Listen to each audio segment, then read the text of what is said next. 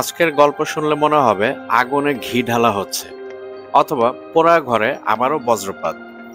একদিকে $1.2 ট্রিলিয়ন অস্ত্র চুক্তি, অন্যদিকে সেই অঞ্চলের সবচাইতে শক্তিশালী প্রতিরক্ষা ভেদ করে ইসরায়েলের বিমান হামলা। আর এর কেন্দ্রে আজকের মূল চরিত্র, ইরানের পারমাণবিক কর্মসূচি। কিন্তু এর ভেতরে আরেকটি চমক রয়েছে, সেটি হচ্ছে ইরানের পারমাণবিক কূটনীতি। ইরানের পারমাণবিক প্রধান মোহাম্মদ ইসলামী অস্ট্রিয়ার ভিয়েনায় যাচ্ছেন IAEA এর বার্ষিক সম্মেলনে যোগদানের জন্য, যেখানে তেহরান স্পষ্ট বলছে পারমাণবিক স্থাপনার হামলার উপর বৈশ্বিক নিষেধাজ্ঞা চাই। আজ আমরা খুঁজে বের করব ইরান কোথায় দাঁড়িয়ে, IAEA কে আসলেই প্রবেশ করতে দিবে, নাকি স্ন্যাপব্যাক নিষেধাজ্ঞা আবার মাথায় ভর করছে। আর বিগত জুন মাসের 13 দিনের যুদ্ধে কে জয়লাভ করেছে, এই সব কিছুই থাকছে আজকের ভিডিওতে। তাই অনুরোধ থাকবে ভিডিওর শুরু থেকে শেষ পর্যন্ত থাকবেন। ভিডিওর মূল পর্ব শুরু করার পূর্বে আপনাদের কাছে অনুরোধ থাকবে আপনারা অবশ্যই আমাদের চ্যানেলটি সাবস্ক্রাইব করবেন এবং সেই সাথে সাথে all bell icon notification on করবেন এবং আমাদের ভিডিও লাইক ও শেয়ার করে আমাদের সাথেই থাকবেন।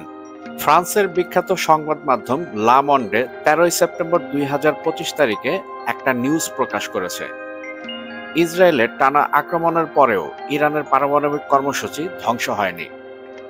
কিছু স্থাপনা ক্ষতিগ্রস্ত হয়েছে, বিশেষত নাতানজ আর ফোর্দোর চারপাশে বিস্ফোরণ ঘটেছে। তবে গোয়েন্দা সূত্র স্বীকার করেছে মূল অবকাঠামো ও গুরুত্বপূর্ণ মজুদ অটুট রয়ে গেছে।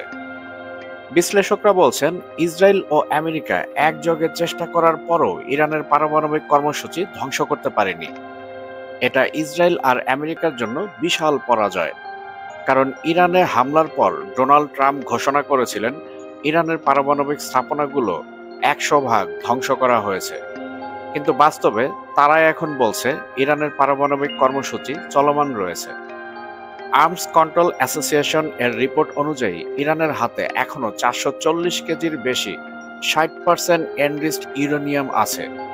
এটা অস্ত্র তৈরির একেবারে কাছাকাছি, অর্থাৎ হামলার পরও প্রধান ঝুঁকি রয়ে গেছে আগের জায়গাতেই। এদিকে ইরান কেবল সামরিক প্রতিরোধেই সীমাবদ্ধ থাকেনি। পারমাণবিক কর্মসূচির প্রধান মোহাম্মদ ইসলামী ভিয়েনার উদ্দেশ্যে রওনা হয়েছেন IAEA এর বার্ষিক সাধারণ সম্মেলনে যোগদান করতে।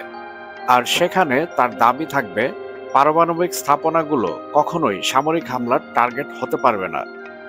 একই সময়ে ইরানের সর্বোচ্চ জাতীয় নিরাপত্তা কাউন্সিল ঘোষণা দিয়েছে ভবিষ্যতের IAEA পরিদর্শন কেবল কঠোর শর্ত সাপেক্ষেই সম্ভব হবে। অর্থাৎ IAEA পশ্চিমা বিশ্ব, ইসরায়েল অথবা আমেরিকা এরা চাইলেই যেভাবে খুশি সেইভাবে ইরানের পারমাণবিক স্থাপনাগুলো পরিদর্শন করতে পারবে না।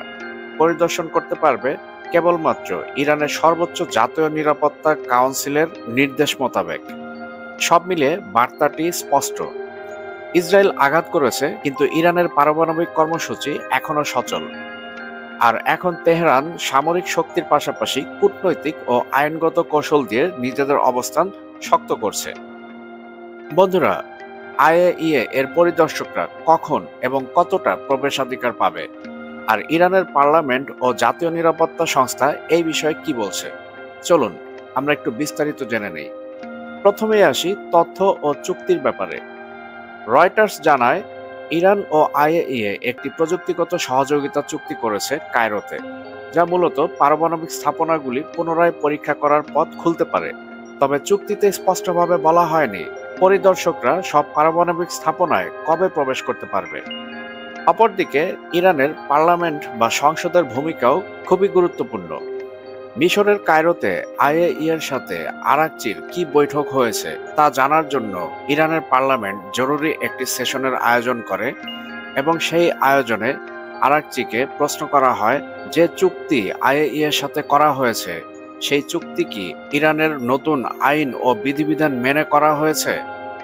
এর উত্তরে ইরানের পররাষ্ট্রমন্ত্রী আরাকচি সম্মতিসূচক উত্তর দেন, জাতীয় নিরাপত্তা কমিশনের প্রতিনিধি বলছেন যে আইএইএ-কে অন্যান্য পারমাণবিক স্থানে প্রবেশ করতে সুপ্রিম ন্যাশনাল সিকিউরিটি কাউন্সিল এর অনুমোদন লাগবে। অর্থাৎ পরিদর্শন হবে, তবে পরিচালনা ও সময় নির্ধারণে ইরান নিজেই নিয়ন্ত্রণ রাখবে। তারিখ ও সময় কবে হতে পারে? এখনো কোনো নির্দিষ্ট দিন ঘোষণা করা হয়নি যে আইএইএ সব স্থানে পরীক্ষক পাঠাবে ঠিক কবে থেকে। শুধুমাত্র বলা হয়েছে চুক্তি হয়েছে, প্রস্তুতি চলছে ও রিপোর্ট দেওয়া হবে হামলা কবলিত স্থাপনাগুলি সম্বন্ধে। পার্লামেন্টের কমিশনের বৈঠক, জাতীয় নিরাপত্তা সংস্থার অনুমোদন, এই ধাপগুলোর পরেই কাজ শুরু হবে। তাই কবে হবে এর কোনো আনুষ্ঠানিক সময়সীমা পাওয়া যায়নি। সংক্ষেপে বলতে গেলে ইরান বলেছে আইএইএ এর সাথে সহযোগিতা বাড়বে, তবে আইন ও নিরাপত্তা শর্ত পূরণের পরে। পার্লামেন্ট ও জাতীয় নিরাপত্তা সংস্থা নিশ্চিত করেছে যে সামগ্রিক প্রবেশাধিকার পুরোপুরি স্বনিয়ন্ত্রিত হবে ইরানের ঊর্ধ্বতন কর্তৃপক্ষের অনুমোদনের ভিত্তিতে। কোনো নির্দিষ্ট দিন তারিখ ঠিক হয়নি। আইএইএ এর পরিদর্শকরা সকল স্থানে কোন দিন থেকে কাজ শুরু করবে সবকিছু নির্ভর করবে ইরানের শর্তসমূহ ও আন্তর্জাতিক নিরাপত্তা পরিস্থিতির উপর। বন্ধুরা, এবার চলুন স্ন্যাকব্যাক নিষেধাজ্ঞা নিয়ে কথা বলি। জেসিপিওএ এর চুক্তির একটি ধারা হলো স্ন্যাপব্যাক মেকানিজম, অর্থাৎ ইরান চুক্তি মানতে ব্যর্থ হলে জাতিসংঘের পুরনো নিষেধাজ্ঞা স্বয়ংক্রিয়ভাবে ফিরে আসবে। স্ন্যাপব্যাক মেকানিজম কি তা নিয়ে আমাদের একটা পূর্ণাঙ্গ ভিডিও রয়েছে, ভিডিওর ডেসক্রিপশন বক্সে লিঙ্কটি দেওয়া থাকবে। আপনারা চাইলে ভিডিওটি দেখে ধারণা নিয়ে নেবেন স্ন্যাপব্যাক মেকানিজম আসলে কি আর কিভাবে কাজ করে। রয়টার্স জানিয়েছে যুক্তরাজ্য, ফ্রান্স আর জার্মানি বা E3 নামে পরিচিত এই তিনটি দেশ স্ন্যাকব্যাক প্রক্রিয়া শুরু করেছে, কারণ তাদের মতে ইরান আইএইএ-কে সম্পূর্ণ সহযোগিতা করছে না, আর সমৃদ্ধ ইউরেনিয়ামের হিসাবও পরিষ্কার নয়। কিন্তু সমস্যা হলো ইউএন সিকিউরিটি কাউন্সিলে স্ন্যাকব্যাক টিকবে কিনা।